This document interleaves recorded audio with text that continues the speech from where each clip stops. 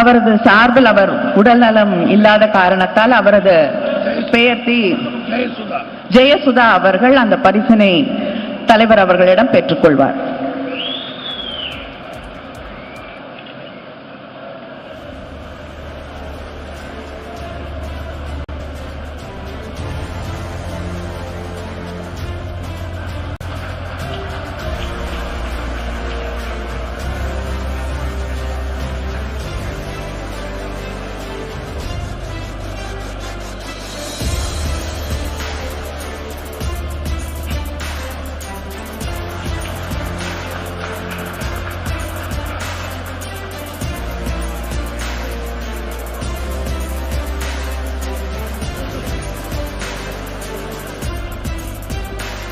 அடுத்து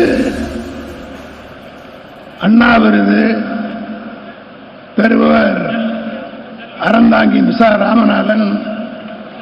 வாழ்த்துடர் வாசித்தளிப்பவர் இளைஞர்களுடைய எழுச்சி நாயகன் இளைஞரணி செயலாளர் மாண்புமிகு விளையாட்டுத்துறை அமைச்சர் உதயநிதி ஸ்டாலின் அவர்கள் வாழ்த்துதை வாசிப்பார்கள்.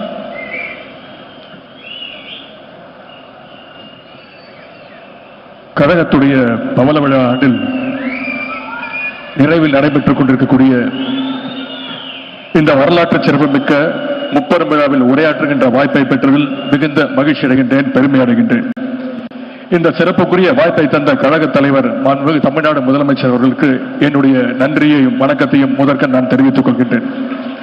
மாண்புமிகு நீர்வளத்துறை அமைச்சர் கழக பொதுச் செயலாளர் துரைமுருகன் மாமா அவர்களே, கழக பொருளாளர் கழக மக்களவை குழு தலைவர் TR பாலுமாமா அவர்களே, மாண்புமிகு நகராட்சி நிர்வாகத்துறை அமைச்சர் கழகத்துடைய முதன்மை செயலாளர் அண்ணன் திரு KN நேரு அவர்களே, கழகத்துடைய துணை பொதுச் செயலாளர்கள் அமைப்பு செயலாளர் உள்ளிட்ட தலைமை கழக நிர்வாகிகளே, மாண்புமிகு அமைச்சர் பெருமக்களே, மாவட்ட கழக செயலாளர்களே, இந்த முப்பெரும் விழாவிற்கான ஏற்பாட்டை மிகச் சிறப்பாக செய்திருக்கின்ற மாண்புமிகு மருத்துவம் மற்றும் மக்கள் நல்வாழ்வுத்துறை அமைச்சர் சென்னை தெற்கு மாவட்ட கழக செயலாளர் அண்ணன் திரு மா சுப்பிரமணியன் அவர்களே, வந்திருக்கக்கூடிய சட்டமன்ற நாடாளுமன்ற உறுப்பினர்களே, மேயர்கள், நகர்மன்ற தலைவர்கள் உள்ளிட்ட உள்ளாட்சி அமைப்புகளுடைய பிரதிநிதிகளே, இளைஞரணி உள்ளிட்ட பல்வேறு அணிகளுடைய நிர்வாகிகளே, உறுப்பினர்களே, பத்திரிகை நண்பர்களே, முத்தமிழ் டாக்டர் கலைஞர்களுடைய உயிரினும் மேலான அன்பு உடன்பிறப்புகளே, உங்கள் அனைவருக்கும் என்னுடைய மாலை வணக்கத்தை தெரிவித்துக் கொள்கிறேன்.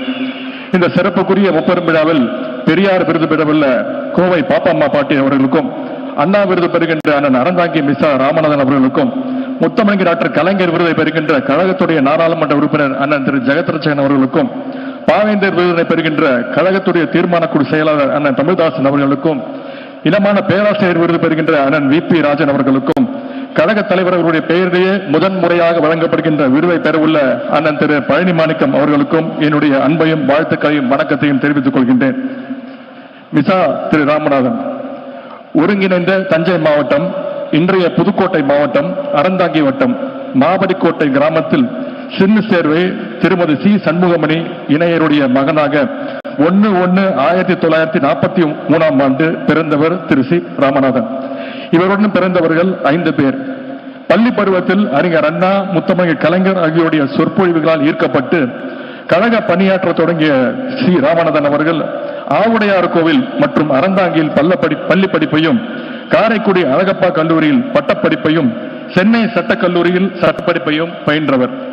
அழகப்பா கல்லூரியில் படித்த காலத்தில் மாணவர் பேரவை தலைவராக இருந்த இவர் அப்பகுதியில் உள்ள கல்லூரிகளில் படித்த மாணவர்களை இணைத்து மாணவர் திராவிட முன்னேற்ற கழக செயலாளராக பணியாற்றினார். சென்னை சட்டக்கல்லூரியில் பயின்ற காலத்தில் 1968-69 ஆண்டு காலத்தில் தமிழ் மன்ற செயலாளராக பொறுப்பேற்றிருந்த இவர் சட்டக்கல்லூரி வளாகத்தில் அறிஞர் அண்ணாவுடைய சிலையை நிறுவியர்களில் இவரும் ஒருவர். 1974 ஆண்டு ஆவுடையார் கோவில் ஒன்றிய செயலாளராக தேர்ந்தெடுக்கப்பட்டு 5 முறை தொடர்ந்து பொறுப்பு வகித்த இவர் பின்னர் தலைமை செயற்குழு உறுப்பினராகவும் தலைமை கழக சட்டத்திட்ட திருத்தக்குழு உறுப்பினராகவும் பொறுப்பு வகித்தார். 1965 ஆண்டில் ஆவுடையார் கோவில் ஒன்றியம் பூவலூர் ஊராட்சி மன்ற தலைவராக 13 ஆண்டுகள் பொறுப்பு வகித்த இவர் பின்னர் ஆவுடையார் கோவில் ஒன்றிய குழு உறுப்பினராக பொறுப்பேற்றுள்ளார். அறந்தாங்கி கூட்டுறவு விற்பனை சங்கம், ஆவுடையார் கோவில் வட்ட வீட்டு வசதி சங்கங்களுடைய தலைவராகவும் பொறுப்பு வகித்துள்ளார். 1976ஆம் ஆண்டு நெருக்கடி காலத்தில் மிசா கைதியாக ஓராண்டு காலம் திருச்சி மத்திய சிறைச்சாலையில் இருந்த இவர் கழகம் அறிவித்த அனைத்து போராட்டங்களிலும் கலந்து கொண்டு பல முறை சிறை சென்றுள்ளார். இவரது சகோதரர் மாவட்ட துணை செயலராக இருந்த திரு சி அம்பிகாபதி 45 நாட்கள் DIR கைதியாக திருச்சி மத்திய சிறையில் அடைக்கப்பட்டிருந்தார்.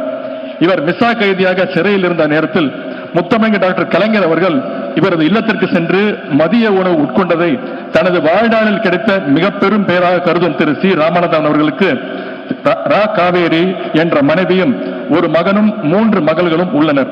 இவரது கழக பணியினை பாராட்டும் வகையில் திமுக பவள விழா ஆண்டில் தலைமை கழகத்தின் சார்பாக இன்று சென்னை நந்தனம் YMCA திடலில் நடைபெறுகின்ற முப்பெரும் விழாவில் நம்முடைய மாண்பு முதலமைச்சர் அவர்கள் கழக தலைவர் அவர்கள் அண்ணா விருது வழங்கி சிறப்பிக்கின்றார்.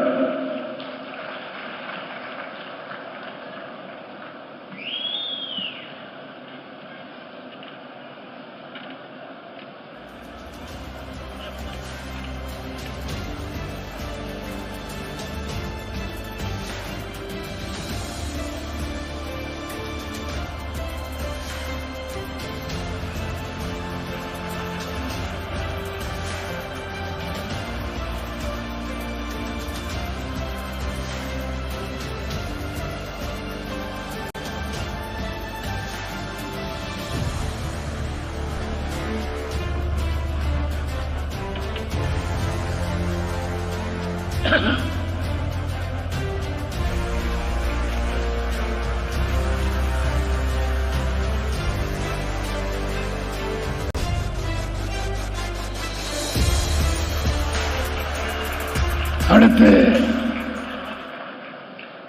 கலைஞர் விருது பெறுபவர் எஸ் ஜெகத் ரட்சகன். வாழ்த்துதல் வாசி கொடுப்பவர் கழகத்தினுடைய துணை பொதுச் செயலாளர் முனைவர் க பொன்முடி அவர்கள்.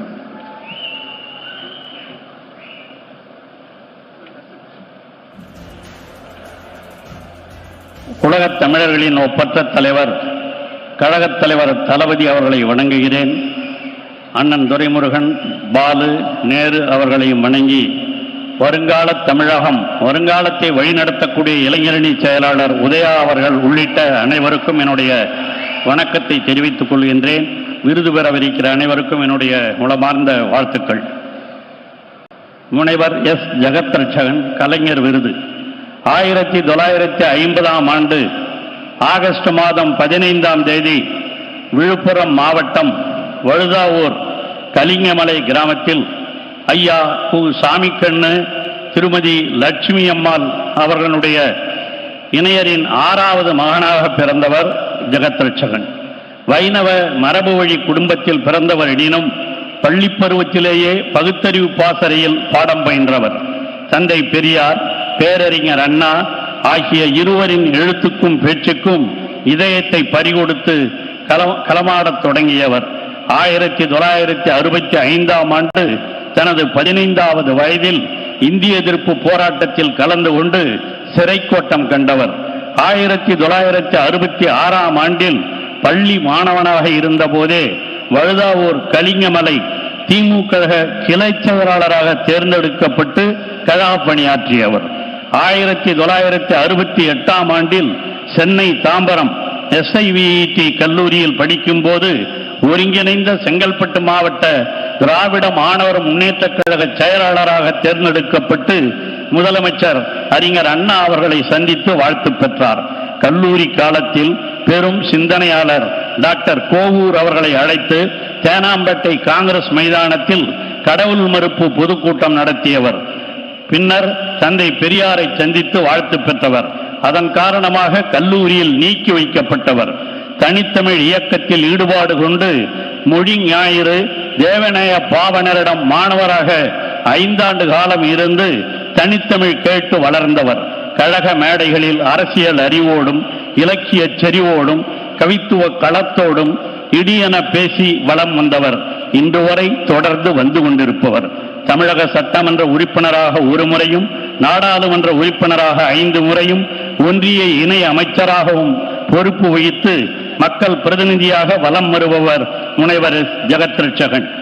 முத்தமிழறிஞர் கலைஞரின் அளவற்ற அன்புக்கும் வாழ்த்துக்களுக்கும் ஆட்பட்டவர்.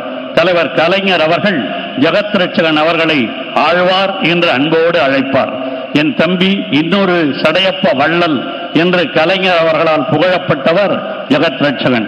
ஆழ்வார்கள் ஆய்வு மையம் என்ற இலக்கிய அமைப்பு நிறுவி அதன் மூலம் ஏறத்தாழ 350 இலக்கிய நூல்களை படைத்துள்ளார். பழங்கால தமிழ் இலக்கிய நூல்கள் பலவற்றை தேடி பதிப்பித்து தமிழருக்கும் பெருங்கொடை அளித்துள்ளார். இவர் எழுதிய நாவேந்தரும் பாவேந்தரும் எனும் நூலும், கருத்த மக்களின் உரத்த சிந்தனை என்ற நூலும் பல்கலைக்கழகத்தில் முதுநிலை மாணவர்களுக்கு பாடமாக உள்ளது குறிப்பிடத்தக்கது. திமுக பவள விழாவில் எம்பி கனிமொழி மற்றும் அமைச்சர் பொன்முடி